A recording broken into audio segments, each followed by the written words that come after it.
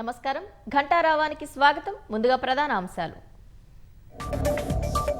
China మినహా మిగతా దేశాలకు సుంకాల నుంచి ఊరట. 90 రోజుల పాటు తాత్కాలికంగా నిలిపివేసిన అమెరికా.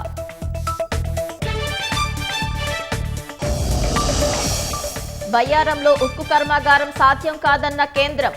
ప్రైవేటు సంస్థలతో కలిసి ఏర్పాటు చేసుకోవాలని రాష్ట్రానికి సూచన.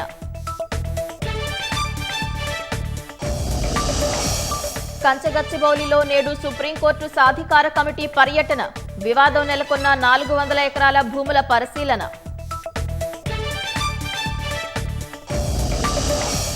పాత వాహనాలకు హై సెక్యూరిటీ నెంబర్ ప్లేట్ తప్పనిసరి.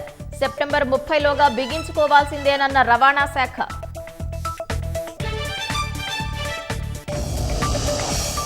అమెరికా నుంచి నేడు భారత్కు ముంబై పేలుళ్ల నిందితుడు రాణా.